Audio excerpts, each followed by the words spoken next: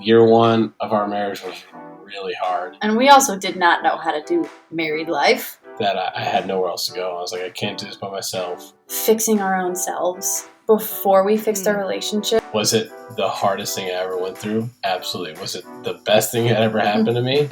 Most definitely. You're listening to Let's Get Knotty, a podcast for real talk and honest conversations about all things relationships and marriage. The good, the bad, and the naughty. Whether you're already married, almost married, or wanting to get married, we're here to help you build a solid foundation for a love that lasts. Let's get naughty, y'all.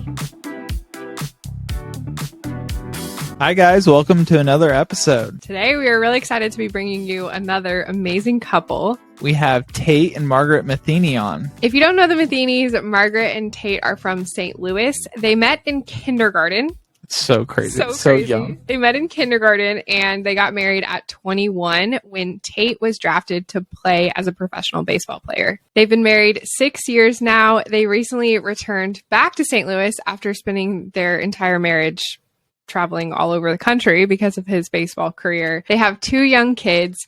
Tate now works in St. Louis as a territory manager for a commercial cleaning company, and Margaret is a YouTuber and stay-at-home mom. I know you guys are going to love this conversation because Margaret and Tate get really real and honest, and they share really openly about a lot of things that they've been through in their marriage. Yeah, they've gone through an entire experience of just a lot of travel and being separated through professional baseball. They talk about anxiety and just the journey that they've walked through, and just spiritual growth of just growing individually. And it's a really cool story. Yeah, you guys are going to love this conversation. Let's jump right in. Margaret and Tate, welcome. We're so glad to have you guys. Welcome into the Let's Get Naughty podcast. Thank you. Yeah, thank you guys for having us. Yes, we're so happy to be here. We just introduced y'all and we found out that you met in kindergarten. So we obviously have to start there. How the heck did you get from meeting in kindergarten to getting married at 21? We got to know the in-between there. You got to tell us how you started I will dating. start because it's honestly strange when I tell people this, but literally from kindergarten, I had this like adoration towards Tate that was undescribable, to a point where he left that school in first grade. So we went through kindergarten together. And what age are we? 5? I think we were 5. Yeah. And I didn't see him from first grade until 7th grade because he went to a different school. And a few days before school started, I wrote in my journal that I was going to be in love with Tate Matheny. Like, his presence in kindergarten. So cute. It's that not, like, it's crazy. I get chills still when I share it because I'm like, how Seriously? At the age of 5 did I have this like undeniable connection to him? I don't know.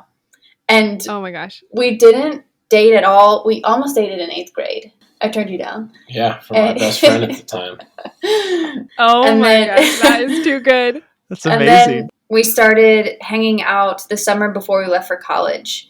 And that summer I was just like, this is it. Pretty much fell in love at the lake one weekend when I was staying with my sister. And from then on, I was like, yep, that's the guy I'm going to marry. We even broke up for a little bit, and I was just determined. I was like, I'm not going on without him. And made it back to you. Yep, it all worked out in the end. That is so cute. Oh my gosh. How wild. How do you, at 5, like, I wasn't even thinking about boys, and you're like, that's him. That's the one. Yeah, Tate, what was going on in your head at 5 years old there? Yeah, I was pretty much just trying to play with the big kids on the playground. That was about my goal when I was in kindergarten. I wasn't much thinking about my wife at the time. That was never really my thought. I always had thought Margaret was really cute in high school. We never really dated. We were both dating other people, and then we really hit it off at like she said, at the lake. And I had asked her out on a date, actually the day before she left for college to go to Baylor and Waco. And then we really hit it off and started dating, and then dated on and off through college. And then once college was over, I pretty much knew after that Margaret was going to be my wife. So you guys didn't really see each other for a long period of time, but did you guys go to high school again together? Yeah. Mm-hmm. Yeah, so he came back. Yeah, we joined the same middle school and high school in 7th grade. Yep. And like literally anytime he walked past me, I would be dating other people and Tate would walk past me and I would get butterflies. I remember the 3 times he hugged me in high school. I don't think you remember, but I remember. And yeah, I just knew. So you obviously didn't go to college together. Does that mean you dated almost entirely long distance? Well, I started in Waco and obviously was just in love with Tate and 12 hours away from him. And one night, like over fall break, I think, my roommate from Baylor and she drove with me all the way to Missouri State where he was. Like through the night, I showed up and surprised him. And then my roommate and I walked the campus the next day and I was like, yeah, I think I'm going to transfer here. He was friends with the girls on the soccer team. So he introduced me to them and I ended up walking on the soccer team there, kind of like to prove to everyone else that I wasn't going to the college for Tate, because everyone was like, you're just transferring for this boy and it's not going to work out. Like literally everybody was telling me that. And I was like, no, I'm going to play soccer, and rode the bench the entire time. But I got the man, so I feel like it was a success. And I got to go to that's a lot awesome. of women's college soccer games in the process, which are thrilling, by the way. I know they were brutal. I mean, she owned that bench, though. You know what? She'd get in for like 5 minutes a game, and you know, I was there, and I got to say I got to see it, and so I think it scored me a lot of brownie points in the end. Sure did. Absolutely. Oh, absolutely. That's awesome. So one of my roommates was on the TCU football team, and I remember that he got in and played like 3 snaps in his whole career, and it was like lost our minds. The loudest stands ever. We had everybody going, and everyone was so confused. Like we were like killing some team at the time, and like you could like everyone was like left the stadium, and then it was just like our friend group just going wild. So I mean that was like seriously a highlight of my college experience, just cheering him on in that. So I'm sure you guys had those so moments. fun. That's fun. We did. Yeah. Well, Tate was like one of the stars on the. Sorry for saying that, but I'm going to say it. He was one of the stars on the. Well, not baseball surprising team with there. where you ended up. Yeah, and so those were incredibly fun to go to. I feel like that, like baseball, is the foundation of our relationship. Yeah, and you know, to have kids and you know in random states because of baseball. I mean, it's been a huge part of our relationship. There's no doubt about it. Mm-hmm. And a huge part of like the transition over the last year, because he just retired. So honestly, we're having to relearn what our relationship is outside of that sport, because we've never had a relationship outside of baseball. Yeah. It was always part of it. Yeah. Well, let's talk about that. So for people who don't know what you did in professional baseball, like I can't even imagine what your lives looked like. Yeah, I was telling Mollie that like minor leagues is like one of the biggest grinds in the entire world, and I mean obviously I've never done it, but I've seen people do it and had friends go through that process, and holy smokes, it's no joke. Like I don't think people realize like the level of commitment and just time on the road. And yeah, so maybe just talk to us about that process, and where were you guys at in your relationship when you guys left college and started entering into minor league baseball? I guess I'll take this one. So right after college, I got drafted. I think I can never remember if it's June or July. But, no, you got drafted junior year. So you didn't even finish college. Yeah, so correct. I did never finish college. Thank you for pointing that out to all the listeners. You're welcome. I never finished college, and then so in June or July I get drafted, and I knew at that point I wanted to marry Margaret. So I remember my mom and my grandmother came in town just to see me, because the transition to pro ball was kind of a culture shock for me. I'd heard about it my whole life. My dad did it, so I kind of knew what I was getting into, but you don't really know what you're getting into until you do it. I mean, when 60 or 70% of your teammates don't even speak the same language as you and you're in your home country, it's kind of a culture shock. But so my mom and my grandma came up, and we were spending time together, and we're talking, and I had told him, this is the woman I want to marry. And my grandma, being who she is, was like, do you need to get engaged? And I was like, you're right. Let's do it now. So it happened fast. I sent my mom and grandma home, and they picked out, I picked it out, but they were the ones that physically bought my ring, and and they sent it to me.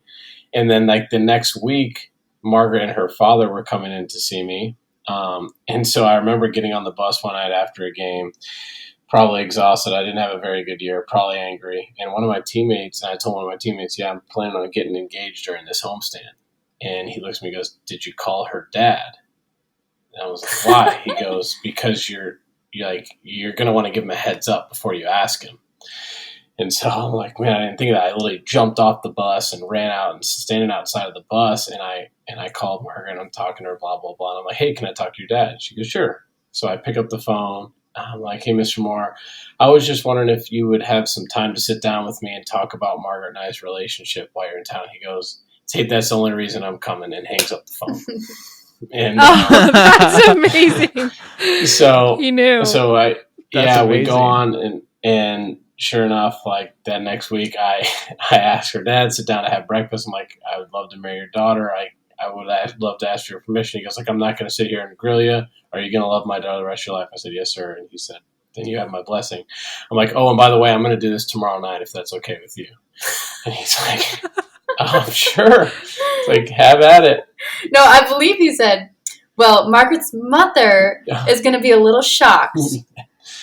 Yeah. And so I don't even know if we told your mom before. I know we tried to call my dad. He didn't answer. You didn't tell anybody. He didn't tell anybody. Yep. So we get engaged the next night, and then that was in August, and then in January we got married. So we kind of put a rush on the whole thing. Well, we got married that fast because season was starting. He had to leave for spring training in February of 2016. So we were either like, okay, we get married in 5 months and throw everybody for a loop. Because like my parents, his parents, like that night when we were telling them we got engaged, everyone's response was, oh. And we're like, yay! Everyone was like, oh. And so, we were like going back and forth. Do we please everyone and do the 1.5 years because it's already shocked everybody? Or do we just do the 5 month? And on the phone one night, we were just like, yep, 5 month it is. Yeah, because we're going to have to spend the whole year apart. So we're like, you know what? It's our relationship. Let's just get married. Year one of our marriage was really hard. She had never really seen the baseball lifestyle, being gone pretty much every other week. So she's left in Greenville, South Carolina, by herself in a place she doesn't know with nobody around. And I'm just out playing, and when I get home, I'm exhausted. So it was kind of a big culture shock for you. Yeah, and we also did not know how to do married life. Oh my goodness, it was so shocking. Yeah, and neither of us were really like confident in ourselves or in our faith or in anything about our life at that time. So it was just kind of like a tornado of baseball, good game, bad game, arguments. Oh, wait, no, now we're good. But now you have to leave for 7 days. Okay, now we're bad. Okay, that's really sad. It was just like, it was a tornado of emotions for the first at least year and a half. Yeah. Trying to figure all that out alone. That makes so much sense because I feel like a lot of people experience that in general in the first year of marriage. I can't even imagine being somewhere foreign, being gone, like all of that thrown into one. That's a lot for new married people to navigate. Yeah. Right. I mean, I feel like it's so easy to bring your work home. And I can't imagine the amount of mental and emotional investment that playing a professional sport takes. Yeah, that was something I struggled with for a long time. And it was something my dad was really good at. Was never really bringing it home, but I struggled with it. I wanted to be successful so I could provide for my family. And so I took bad days really hard. I always felt like I was doing something wrong, not realizing as I got older, the game's hard. the game's hard. It's a game of failure, and I had to learn that work stays at work, and when I come home, being at home is where I need to be. And I think it got better as I got older and I had kids. Yeah, I was gonna say it got so much better when we had kids, because they would, one, distract us, and two, you just didn't want to be grumpy when you only saw them for 2 hours a day, pretty much. Right. When you were in town. Yeah. So walk us through that then, going from the tornado that you just described to have, like, did it sounds like having kids came pretty quick for y'all. Like, how did you go from that to where you're at now? I know y'all are in such a better place in your marriage. Like, what did that journey look like? What did you guys learn along the way? This is a long story. You guys don't have enough time on your podcast for this, but again, I guess I can explain it and she can edit it as far as it goes. But we're back in Greenville our first year, and for some reason we weren't trying for kids, but I remember one time we had like a pregnancy scare, I guess you call it, and I remember when we went to like Walgreens or whatever to get the test, and we came back and it was negative. We were both like, oh, bummer. Like, I think we both looked at each other then and be like, okay, maybe we're ready for this. I don't think we were, but we did it anyway. Who is, honestly. Yeah. Right. So one of the biggest God things is kind of what I call it moments is, I remember so after the season, I had to go to instructional league, which is just an extra month of baseball because the 142 games I had played before that weren't enough. So we go to this instructional league in Florida. And the last day there, we were supposed to leave and go to a buddy of mine's wedding. And we went to a movie to kill time before our flight. And I walked out of the movie and I looked at Margaret and I said, I don't know why, but I want to go home. She's like, we have to be in Texas in 2 days. I'm like, I just want to go home. So I called my mom and I'm like, hey, is there any flights to St. Louis? And she's like, yeah, I'm walking out the door. Let me check. She goes, there's one in an hour and a half and there's seats on. Do you want to get on? I'm like, put me on it. Put Margaret and I on it. Asterisk, we were in minor leagues, like little to no money. We had to depend on family for pretty much everything. You'll be on this flight. It's at whatever time. I'm like, perfect. So we get home that night. And I took a test. Yeah, that night or the next morning we wake up and she takes a test and we're home for 24 hours. That was when we found out we were pregnant. Was at home. You know, my mom has zero emotion ever. Like, she's always just the most steady, calm person. But we came upstairs. My mom goes, "What are you guys going to do today?" And I looked at her and I go, "Well, I was hoping you could maybe set us up with a doctor because we're pregnant." And my mom just screamed. She screamed and she just ran around the table and gave us the biggest hug. And so in that 24 hours, we got to tell both my parents and her parents and everybody that we were pregnant. It was just like the biggest God thing because why was I home? I shouldn't have been home. I was going somewhere else. And we were gone all year. Right. And we were also at that point carrying the first grandchild on both sides. Yeah. So it was a really big deal. We ended up having Riker, is his name, in Roanoke, Virginia at age 23. And wow. I don't know if you guys know where that is. I didn't even know that was a place. I still don't know where it is. It ended up being like a pretty good season. I always look back and I think Roanoke was my favorite because it was such a nothing little town that all I could do was go to Tate's games and snuggle our newborn, sorry. And I think it was an okay start to his life, although he did have a clubbed foot, so I had to travel home every 14 days to get a new cast. It was a lot. She had to drive by herself home 14 hours with a baby in the backseat, stopping to feed him. So don't let her pass that by like it was some easy task.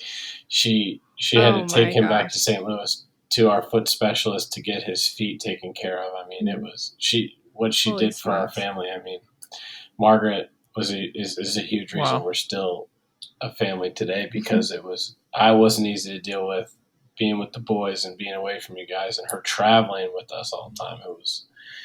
She was remarkable through the whole thing. That's kind of you. I mean, you say that, but it's just what you do. You do the same for us. Everyone, when I tell people what our life was like in the baseball industry, they're all just like, wow, oh my goodness, that's crazy. But at the same time, it's all I knew. Like, I knew that we moved to Florida for 2 months, and we moved somewhere else for 2 months, and we're home for 4. We were always figuring out our living situations on the way there, which was really stressful. Oh my gosh. But at the same time, like, literally, you guys, that's all I knew. It was just normal. Yeah. The crazy thing was transitioning out of that. Like, this year, I'm like, okay, it is weird thinking that we're going to be in one place for a year or more, meaning this apartment. We're going to stay in this city. That was crazy to think of. Honestly, kind of like emotional for me. Spending this much time around each other, we had to learn how we worked together because we never really had to do that. Yeah. So that's one question I was going to ask. Like, so much of your first few years of marriage, you were apart, right? Mm-hmm. Yeah. How much of it were we apart? So if you take, the 6 months you're playing baseball, in season, you say half of it, you spend half of it on the road. So 3 months a year, we're just apart, not including any time she goes home. Wow. So, to spend that much time apart. And then when we were pregnant with our second, or when she was pregnant with our second, she stayed home the whole year. And that was probably the hardest year ever, just because I was alone. She was home alone, and she's pregnant with a baby. It was a hard year for us both. And but I think it took us to our lowest of lows. Yeah. And that was kind of the turning point of like, all right, we got to go up. We're about to have our second kid. We can't stay down here. Because at that point, I feel like there was no point that we were going to be separated. But at this point in our marriage, we were so lost after our first child that it was a really rocky, so many question marks. How are we going to do this? We have no money. We're about to have our second kid. We don't even have a place to live. We're staying above a garage, and we have to continue this next year. Like, what are we supposed to do with 2 kids when no place to live? So, like, all these question marks kind of made us question everything, including, like, who even are we? Where's our stability? But I think the lowest of lows is what started the uphill climb, got us to where we are now. Just like, we can't go back there. No, yeah, I would agree. Yeah, so what did those steps look like? I love that. I love that you guys are able to say, like, hey, this was like a low and hard point, and that totally makes sense because you guys had a lot going on. But, like, what were your ways of, in a hard time, finding unity and starting to build starting to go up, as you described it? That's a good question. I really think, and I still think it's applying to us today as we went through this transition, individually fixing our own selves before we fixed our relationship was the answer for us. Not that, like, oh, we found the answer, but I needed to realign my purpose in life. And Mollie, this is kind of when I started my YouTube channel of like, okay, what actually matters here? And Tate did the exact same thing, but both in totally separate camps. But the Lord really needed to work in both of us individually in order for us to kind of mesh back together. Would you say that? Yeah, I mean, and I'm a pretty wide open book. I don't hide a lot of what I have gone through, mostly because I hope it can help somebody else. But for me, mostly I was very selfish. And a big part of that was drinking. I think that started when I was alone. I had, my excuse was I had nothing else to do. I would go home to myself. And so I just relied very heavily on drinking to the point of like just an unhealthy amount. So you were also pretty depressed. Yeah. So being I was in a basement by yourself, battling all these things. And so for me, I just turned to drinking. And so for me, I had to figure that out because that was a huge fighting point for us the whole time in our marriage. But that's what got you to your lowest of lows. Yeah. And then eventually I hit a really low point in 2019, started battling panic attacks and anxiety, to just crippling anxiety.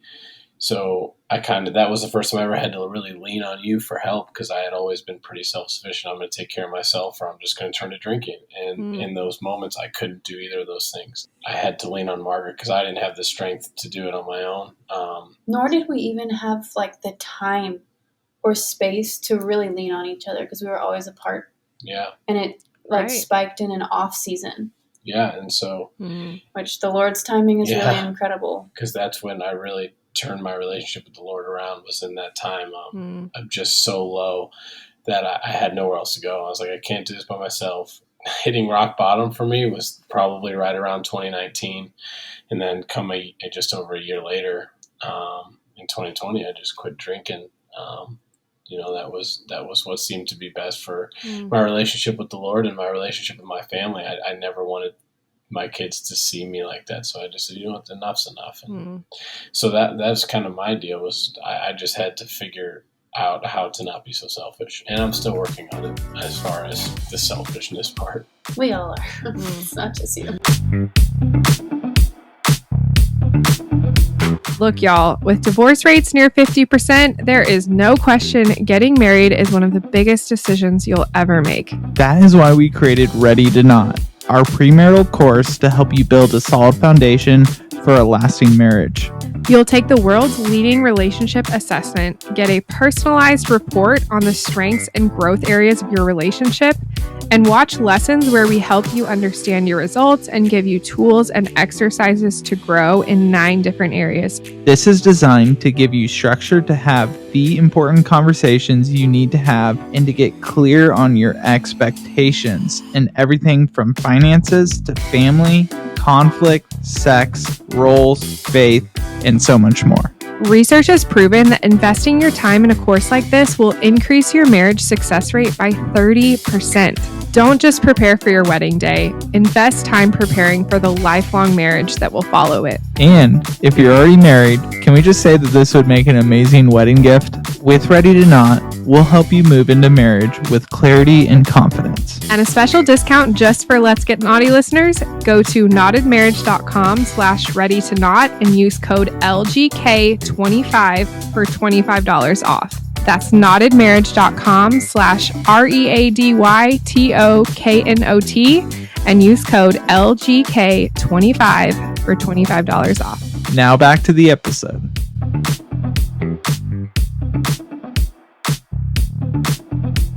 Oh, yeah. Yeah, absolutely. That's amazing. Just amazing the power that God gives you to make those changes, and just to even see that, and to, alcoholism, well, I can't speak, runs through my family. And I've seen people who, have chosen alcohol and how it can become the crutch and, just replace shift around your priorities. But I just love that God was able to give you the heart and the eyes to say hey, this isn't who I am. This isn't what I want to do. And I'm going to choose my kids and my wife, and Jesus over. Was it the hardest thing I ever went through? Absolutely. Was it the best thing that ever happened to me? Most definitely, because there's no chance that I would be the man or the husband or the father that I am today without going through those things. So as horrible as looking back on those things is, I wouldn't change it, just because I know that without it, I'd probably still be, battling all those different demons. Yeah. I think it's given us such a different outlook or perspective on marriage too. Because going into our marriage, we thought oh, I'm a baseball wife. Oh, we're a baseball couple. That's kind of ideal. It's people's dreams, right? And we quickly realized that marriage is not about perfection, nor is it about ever reaching perfection. It's about learning to lower yourself so that you as a joint, as one, can rise. And I feel like both of us time and time again are just still even this month, I'm learning things where I'm okay, Margaret, you're getting a little too self-righteous. You're getting a little too self-centered. And, marriage is not about always feeling this deep passion and connection. It's just about forgiving, responding to these hardships together, walking through them together, and ultimately letting everything that happens in our marriage direct us to the Father. And not towards each other, and not towards a stronger marriage, but towards the Father. And it's just been so eye-opening for us to walk through all these things. And like Tate says it, like he's grateful for it. And I am too. Like if we would have made it from the beginning, we'd be so much worse off. Like the Lord withheld a lot from us, and because he loved us and he was protecting us. Roller coasters have really shifted our perspective, that's for sure. It's cool how just the life that y'all were living, the lifestyle that you were living, of the separateness, like on a physical level, being away from each other, that most married couples don't have to navigate. That in itself kind of forced you guys to learn how to be strong on your own for each other. But then also like the demons that you mentioned and just what you've walked through, like both of those seem to have pointed you towards understanding that like filling yourself with the satisfaction of the Lord and surrendering to his heart allows you then to come together in your marriage and to pursue unity. I think we like to talk about how often our culture and our society likes to paint this idea that like our spouse is supposed to fill those things for us. And like Tate, for you, it would be easy to say that expect Margaret to like fix that stuff for you that you were seeking in the alcohol, but like she can't, right? So I love like that's such a testament of what y'all shared, just like of seeking the Lord, because that's his job. And then from that place, you guys can seek unity. That's so cool. Yeah, I love that. You really can't fix each other. Like so many people come into marriage and try and fix each other. And that's just not like a healthy outcome. But Margaret, like how were you able to support Tate as he was going through this? Like it sounds like he reached out to you and you were just able to be like a soft spot and a place of kindness. So what did that look like? You know what? I'd like to think that I was a soft spot and a place of kindness. But at the same time, like I genuinely feel like, nights when it was just him and I and you were having a panic attack, I was there for you. But you guys, I feel like I just constantly failed him. Like I feel like I was never the answer. And I feel like both of us had to go through that. I mean, one, I didn't really have answers because I've never had anxiety. Totally. The Lord wanted that to happen in this way that, like, I couldn't understand him when he was talking to me. And I would try and I'd be like, hey, the Lord, I would just tell him all these truths is what I kind of focused on. Not my opinion, but truths. And sometimes I failed. Sometimes I was just so tired because it is, like, an incredibly draining mental sickness. And, like, I'd be nursing through the night. I'd be up with Tate for 3 hours. I'd be up with my child or our child for 2 of those hours. Sorry, I keep saying mine. I forgive you. You can say my child. Okay, sorry. I think they know. Okay. But I think we came to a pretty good conclusion that, like, yes, I can sit here and I can tell you truths, but I am not your help. What did you say? Like, I could never actually help you. It was only you and the Lord that. Yeah, I mean, there was nobody who could help me. I mean, there were people who helped kind of ease the pain. For me, it was a lot of spiritual warfare. I couldn't get out of my own head, and as far as my faith went, like I wasn't good enough. I wasn't doing enough. There was something I'm missing. I'm not complete.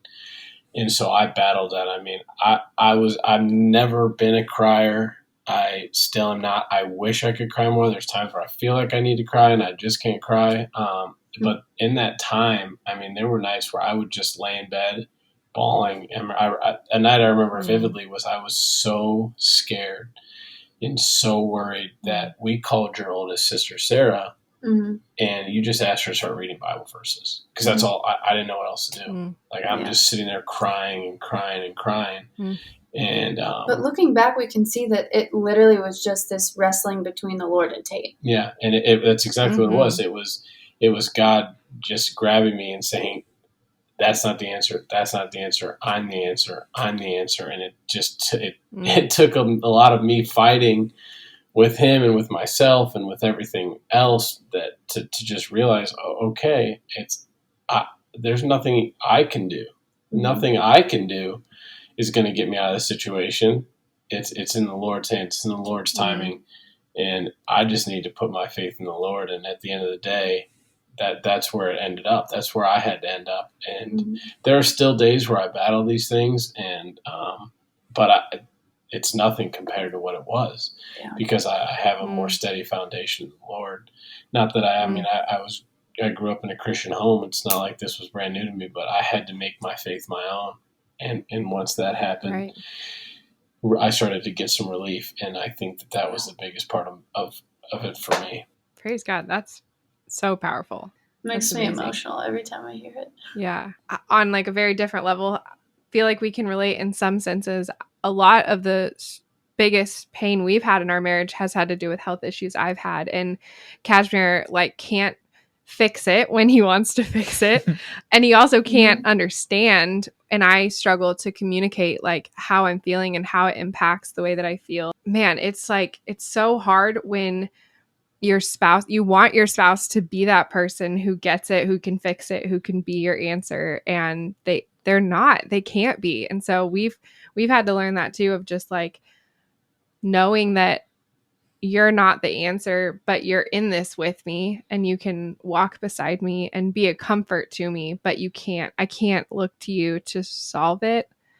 And gosh, that's such a struggle. Yeah. Yeah, No, Casmir, how do you handle that? I think it's a great question. I think it's been a very confusing journey.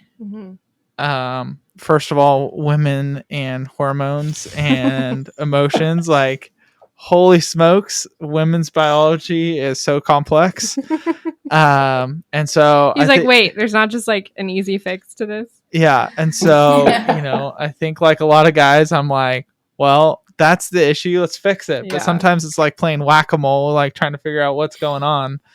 But I think what was hard was to see my wife as a different person. And to see one of the most joyous people I've ever met. I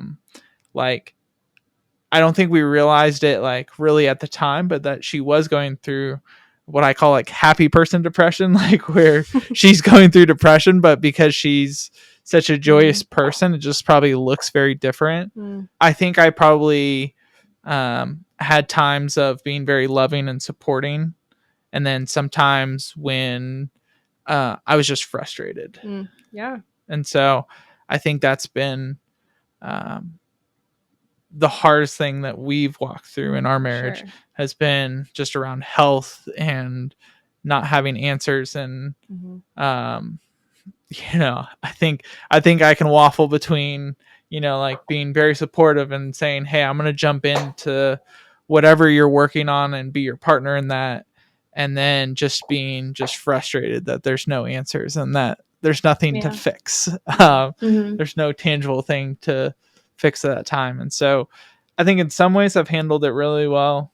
I think in some ways it's been extremely frustrating and hard in our relationship. I think both are true, right? That's the truth of it. And I think that's what's so hard is when you want to be able to fix something and you can't. So much of it is the surrender. And I feel like the Lord has used my health issues to teach us both about himself. We both have been walked through that surrender journey. And it sounds like the same for you guys.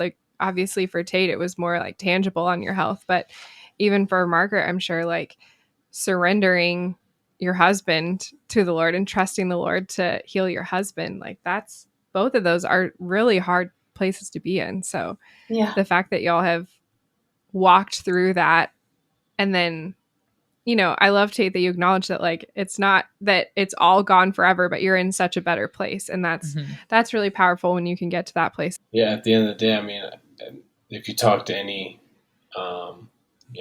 mentor anybody who's been through anxiety, you're going to know, or even depression, you're going to know, they're going to tell you up front, it's never completely going to go away, but there's different ways to learn how to handle it. And there's different ways to learn how to better control it. And so for us, that's been a huge thing is kind of learning, in these times, in these moments when I feel it coming on, what can we do? And Margaret's been great about helping me with through those times. And I know, Casmir, in those, how helpless you must feel, because even on a much smaller scale, when there's things I can't help Margaret with, whether it's her going through loss or just hurt, and there's nothing you can do. It's just such a helpless feeling as a man to say, I want to do everything for you, but I can't do anything. And that's that's the biggest battle of them all as a husband, just realizing that there is nothing you can do besides love on them and be there for them. And so I feel for you there. Yeah. I mean, I feel like that's definitely, just something that like men want to be a fixer. I think that's also been something I've realized, like you brought up pride. I think that's like a way I've seen pride in my life is, I mean, I see pride all over the place, but I think that's been a version that maybe I didn't recognize right away is my desire to just fix things and, find a solution is really me trying to trust in my power and my abilities and not trusting that God has a plan and that God's going to provide answers. And so, yeah, I mean, I think that's been a whole journey. I think Mollie's walked her journey of health and I've walked my journey of kind of trust and, totally. So just being in support. I'm so encouraged. Like, so many things that you've mentioned, I'm like, holy smokes, y'all really have been through so much, and like just like of big things and just the lifestyle that you faced and the fact that you guys are where you're at and you're able to acknowledge like all these things were good for us, even though they were painful, because they grew us and they helped us grow into where we're at. Like that is so beautiful and so powerful. And I'm sure such an encouragement to anyone listening, just a reminder that like the painful things we're walking through that we so badly wish were different and we wish could go away. Like that is what shapes us. And especially in our marriage, I mean, I try to remember that the pain that we've walked through, the things that we've faced together, like those are things that the Lord has used to grow us closer together. And y'all, wow, your story, you guys are just a testament to that in a million ways. I'm so encouraged. Yeah. So you guys got married really young. And then you guys have like walked through some hard things, like just really early, like a lot has happened. So like, what has been opportunities for you guys to grow? It's a good, hard question. I think for a long time, both of us were just super independent. And now in this transition, I mean, it's hilarious how hard we have worked to just learn to communicate with one another. We both kind of like different things and we both, do different things. So I think now it's learning to just at night when we put the boys down, okay, let's do something like play a board game. Let's just play a game, you and me. We'll sit here and talk. Because sometimes if you just get into bed and you look and she'll look at me and say, well, I don't feel like we've talked much lately. And then it's like, okay, well, what do you want to talk about? And she's like, I don't know. Let's just talk. And that's not who I am. I'm not great at just sitting and talking. That sounds familiar.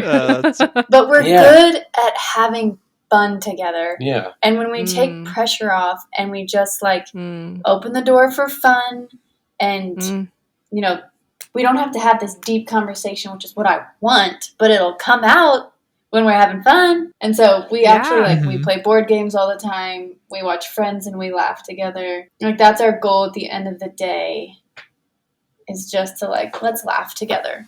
And just sometimes we just laugh and then we go to sleep. Sometimes we laugh and we chat and we go to sleep. It depends. But that's something that we really hold on to. It's just having fun together. Yeah, so it's about just learning those things, and it's hilarious. We've been married 6.5 years, and you're just learning these things. Well, if you're getting ready to get married, let me tell you, you're going to keep learning things when you're married 20 years. just Amen. that's just Love the truth that. of it. So it's Yeah. it's just about learning every day. I every night I get on my knees and pray, and one of the things that I'll be a better husband and a better dad, because I'm not going to be good at all, but I just want to be better today than I was yesterday, and better tomorrow than I was today. And I had an awesome mental strength coach. His name was Justin Sua, and he always said that get 1% better every day. And if you get 1% better every day over years and years and years and years, someday you're going to be better than when you started. So that's kind of how I look at it. I just want to get a little better. And in marriage, it's the same thing. I love that, because so often we get overwhelmed by the big things, and our marriages can be so served when we just take that approach of like, okay, well, we're just going to continue to work on our marriage in the small ways each day and continue to grow closer and be a better wife and a better husband. I think that's something we love, is like, marriage is a fight. Like, it truly takes a lot of work to fight towards unity. And so I love that you guys are talking about like, hey, like, we're different. We one of us wants deep, meaningful conversations, and one of us Tate, I don't know, you were describing that. So like, you have your own thing. Maybe you're more competitive. And so sounds like fun and conversation has been like a bridge for you guys there. And so I just love that. Like, that shows work and effort to find those bridges back to each other. And just being unselfish, which we're working on, both of us, all the time. Yeah. But it's just like, okay. Oh my gosh. I say this all the time. I feel like the answer to every problem in marriage is humility, because it's always about just dying to yourself and choosing your spouse above yourself. Like, that is the answer to everything. Yeah, so that's got to be why God designed it, just to humble all of us, right? 100%. Yeah. So what are some of the ways you guys are different? Because I think that's a fun conversation to have, is you guys are saying that you guys are very different. So what does that look like? Yeah, I think I could go. Go ahead. I've got a lot. Good. Give him to him. She's got a list to pull out. I think list. Yeah. It's right here. Oh, you had it here the whole time. Yeah. Okay, first is that I grew up in a family with mostly girls, and he grew up in a family with mostly boys. So I come from a family that is so deep. We always have good conversations. Like, anytime we spend together, it's so intentional. It's so just kind of feminine. You know what I mean? And then his side is like, I just want to have fun. I just want to watch the baseball game. And that was so hard for both of us to understand, because I was like, this is what I love, and you don't love me? Like, I just took it so personally. Like, this is what I need. And he was just like, what? I'm so confused. Like, what? You want more conversation? I feel like we just talked for 2 hours. And I'm like, yes, but it wasn't enough. That is a huge difference that years and years of work to kind of understand that about each other. But I feel like we're getting a little bit better. I've totally toned down, and you've totally turned up your conversations. And then... Yeah, I mean, that's the biggest part for us is, I mean, it always seems to come to a head at night. When I'm tired, I felt like, I just got done cleaning the kitchen, and then I help put the boys to bed, and, whatever it is. And then I'm just like, okay, finally I get to lay in bed and watch a show or watch a movie and just chill. And she's like, so what do you want to talk about? And I'm like, nothing. I want to go to sleep. And so it's just, we have differences, and we have different things that bring us joy, and different things that we love. And so it's about trying to find a balance in all those things. Something I love to do is play golf. And for a long time in our marriage, it took like precedence. It's like, I'm playing golf today, and you were just kind of had to be like, okay. And so now I have to, and I feel it now, which is great. I feel like guilty if I've played golf twice this week. Like, I played too much but in the past, if I didn't play 5 times, I felt like, I didn't play very much golf this week. So it's just about kind of growing and learning and making that adjustment as a human being. Like you said, dying to yourself, dying to the things that you want, and realizing there's something far more important at home than out here on the golf course. I think that's also a difference, is that you were literally an athlete for your entire life. I mean, I played sports, but it wasn't like my identity. And so even in off seasons, like he had to be playing a sport. And I just wanted I just wanted a break from that. I feel like, because that just wasn't me. That was a pretty big difference. I'm like super uber health. And it can get I love it. Dicey. Yeah. Because I don't want to, you explain it because I don't want to throw you under the bus here. But you can throw me on the bus. I don't care. I just feel like I have a really deep passion of just like being in my most natural state. What I'm eating, what I'm thinking, what I'm doing in my day. And Tate's just like, well, I don't really care. Or like, sure, I'll eat that. Sure, I'll have fries. Like, sure, I'll go get fast food. But sure, I'll eat your carrot salad. He's just kind of like, sure, whatever. And that's a perfect impression of me, by the way, in case you guys were wondering. Yeah, I like the. Yeah, I'm Tate. As you guys have heard through the whole thing, that's how I talk. She's so good at it. I'm sorry. Clearly, she nailed it. I was trying, but she's right. Thank you for saying it. Yeah, my joke is I don't want to live to be 100, so I might as well enjoy life. My afterlife's going to be far more fun than this one is anyway. Not that I want to die tomorrow, but I don't really want to be 100. But then I come in and I'm like, but don't you want to live the best, most vibrant life? And he's like, I am. He's like, I am living it. Yeah, I'm doing it. Yeah, he's like, the fries are living. Yeah, have you ever had fries before? They're pretty awesome. So, I mean, it's just little stuff like that. And at some point, you get to the point of like, you know what? I'm not going to pick this fight. I love you in spite of all the crazy things you think. And me fighting you on them ain't really worth it. So. Yeah, that's a difference. We're just kind of like, let's not pick that battle. We've done it too many times. That is just, just let it go. I think that's that's marital wisdom for all you young bucks out there. Yeah, well, that's the thing. I mean, you just listed so many differences. First of all, I'm pretty sure everyone you listed we can very much relate to. I know. I saw you guys smiling over there. I know. Mollie, we recently went on a trip, and I played golf every single day, and I lived my best golf life. Yeah, he was like, he's an introvert. I'm like the chatty one. And he's like, if he went and played golf by himself, like listened to an audiobook every day that I was gone. He was like, I am thriving. This is my dream life. Like, I feel like you always play golf with someone by like an audiobook. I was listening to a really good one, and then I was just playing golf, and I went to the range. I went and played a couple of rounds. It was amazing.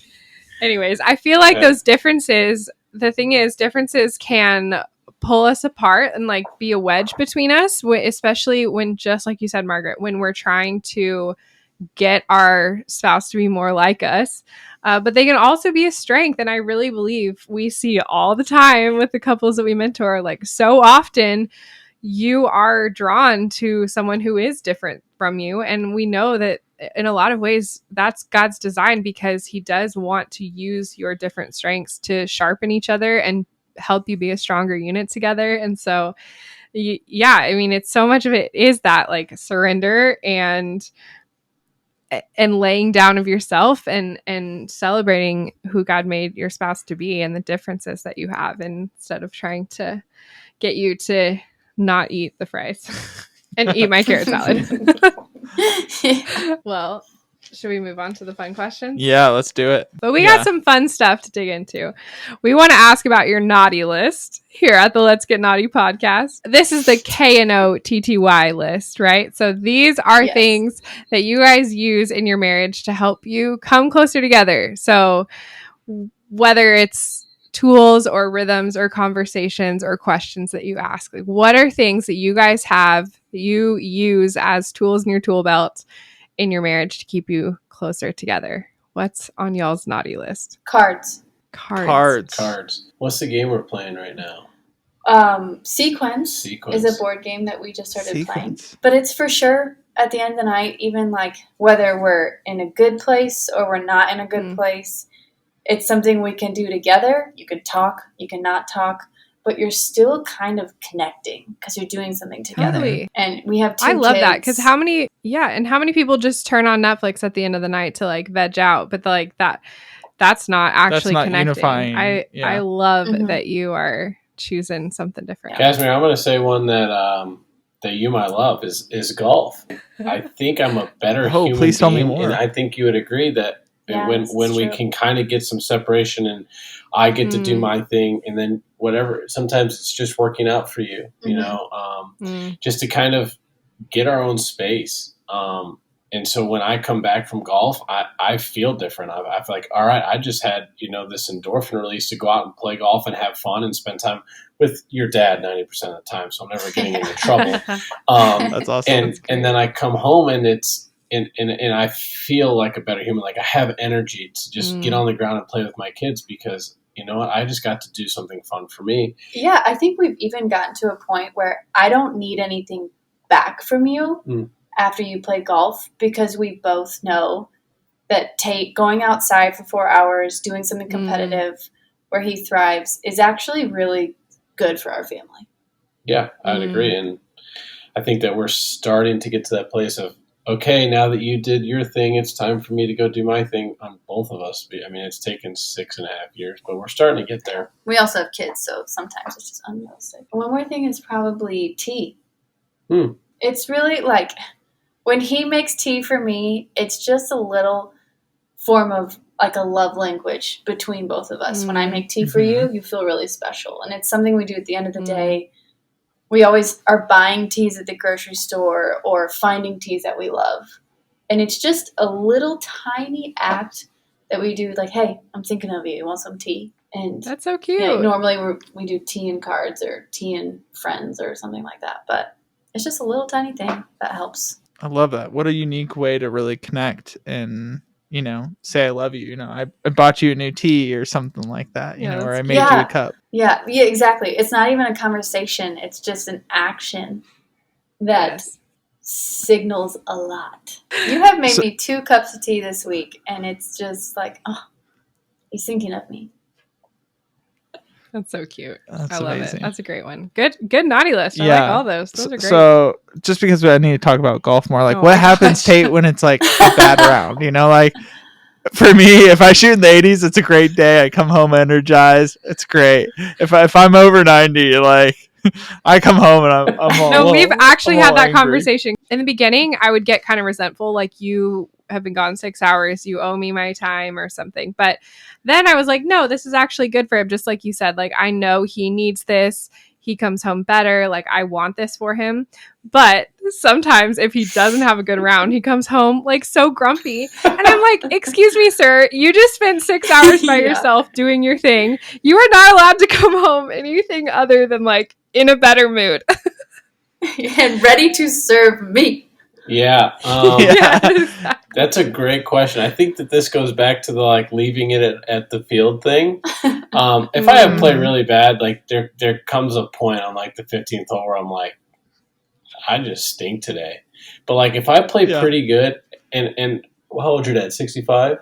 Hitter dad is 65, and I played pretty decent. I'm not going to sit here and talk about how good I am at golf, but like if I go out and play pretty decent, I can still get beat by her 65-year-old father, who will go out and I've seen him shoot when he was 63. I saw him shoot 65.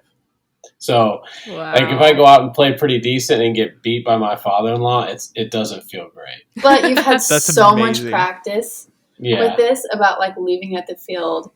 That practice in the baseball industry has totally like you never come home upset. I don't come home really upset after a round of golf because I just played golf, and how bad can it be on the golf course, right? I mean, I just got to hang out with one of my favorite people in the world and get beat most of the time.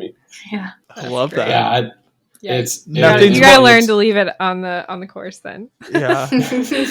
For me, it's I'm clearly not as good, but I just gotta go like score decent, and then I gotta hit a couple bombs like that. For me, that's what makes it. Yeah, you come home and tell me about the bomb that you hit. That makes you happy. You just gotta let it out sometimes. It's been a great way, and it seems like as long as I'm playing with her dad, I pretty much have free reign. But it's been a great way for he and I. He's been a huge spiritual mentor for me too. So to get to go out on the course, I love that, and talk about my faith or anything. I mean, he's been a huge mentor for me in a lot of things in life, whether it's looking into buying a house or my job or anything. So it is. I really enjoy getting to do that. That's cool. That's amazing. Great job, guys. That's it. That's some very unique items for the Knotty list. Yeah. So we love that. By the way, I absolutely I didn't even know the name of the podcast until I saw in the top left corner. You guys are brilliant. Let's get Knotty. We're pretty proud of that one. We're not going to lie. You should be. It is so good. Yeah. It's a little edgy. Yeah. We like the cheekiness. Oh, it's Thank awesome. you. All right. Well, on this rapid fire. Yeah. So we're gonna ask you a couple questions. So these are gonna be fast questions that you guys are gonna say if it's Tate or Margaret, just so we can kind of get to know you guys better. All right. All right. Let's do it. So, who is the better driver? Me. Tate, 100%. Oh, okay. All right, you're unified on that. I don't know if we are unified. I don't even deny it. Hey, that's good. That's a good place to be. For us, I would say you are a better driver. I am a safer driver. Okay. I can agree Is that fair? I can agree to that. You're like a good driver, but you're a distracted driver. I'm a very distracted driver. And I'm the guy. Yeah. Like, if I need to do something complex. Yeah, I'm like, oh my gosh, that's a great drive. And in the other lane. So. Okay. Who would last longer on a deserted island? Me. What? Probably. I wish it was me. Is there any French fries out on the island? Probably not. No, that's not all I eat. But I would. I feel like Margaret could hold her own, though. I really think I could hold my own. Yeah.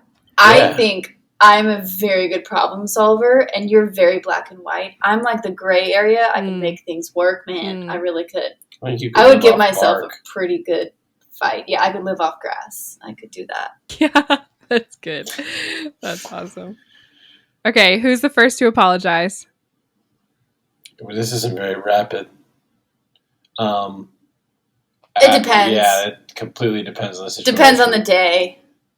Depends on the children, really. Yeah, I'm sorry. I know that this was supposed to be more rapid, but I don't know. No, they never are. It really depends. I think that's fair. I think it depends on the day, really. I think that's totally fair. Yeah. I love that. I think I used to be better at saying sorry than I am now. Which is terrible to admit, but I think I'm go in the wrong direction. Roasting there. yourself. Yeah, just boom, roasted. Yeah, I used to be better at it, and I think I need to get back on that. I'll pray about it. I love it. That's great. All right, this is a fun one. We love to ask couples this question. So, in your relationship, when one of you guys uses the bathroom, are you guys a door open or a door closed? Closed. We have always been, and probably always boundaries. Boundaries. Yeah. I don't even know why. It's always been that way. Mm-hmm. Something we don't even talk about. Yeah, hey, you don't. I like how you guys are so unified in that. It was just instant closed. Yep. Unless it has to do with health, then I open the door, not the physical door, the conversational door. Oh yeah, and then I just close that door. Okay. And then you close it. Really like we're not talking about this. No, you'll never know. I love it. Oh my gosh. Oh, I love it. Well, guys, thank you so much for chatting with us. I'm super encouraged by your willingness to share. The fact that you're willing to share, Tate, especially like what you've walked through and just the humility to share so openly, like what you've struggled with and where you're at and the ways that y'all have navigated that. Thank you for sharing that here on the podcast, and just like major kudos for just living so authentically and with that transparency. Y'all are awesome. Thank you for sharing. Yeah, well, thank you guys, and thanks for what you're doing. I'm excited to have a new podcast to listen to, and hopefully we'll be able to jump on here again sometime with you guys, and hopefully Casmir and I can get out and play some golf together. Oh, that's an absolute necessity. Mollie and I can go eat our carrot salads and have deep conversations. There you go. That we got is it all right. figured out now. Golf and French fries, baby. Golf There and we go. French fries. We're gone. We'll see you guys tomorrow. We'll book our flights now. Yeah. I love it. Well, thanks, Oh, guys. so It good. really Thank you was guys such a so good much. conversation. Yeah. So, for our listeners who want to follow you guys more, you guys have some great videos. One of them about anxiety. Like we highly recommend that our listeners go listen to that. Yeah, But I'll link that. how can they be following you guys? Yeah, follow her. I don't do anything on social media anymore. I love it. Yeah, I do love that about you. I have an Instagram and a YouTube channel that I just share bits and pieces of real life and how to live more intentionally, because that's totally where the Lord has brought us. But I'm over there at Margaret.Matheny on Instagram, and then just Margaret Matheny for my YouTube channel. We'll link that video because that is such an encouragement for anyone listening who struggled with anxiety. I love that you guys shared that, and your transparency in that video is so great. So we'll link that for anyone listening. But yeah, check them out. And thank you guys so much. Yeah. We're so glad to have you. Thanks, guys. We really appreciate you being on the pod. And everyone, come back next week for the next episode. Thanks so much for hanging out with us for another episode of Let's Get Knotty. Remember to subscribe so you don't miss an episode. And if you want more encouragement, join us on Instagram and YouTube at Knotted Marriage to check out all the other resources we have to help you build a tighter marriage. If this conversation encouraged you in any way, please consider leaving us a review on whatever platform you're listening and posting a screenshot on social media. That support means more than you know and really helps us reach more couples. We'll see you for next week's episode. Go get naughty.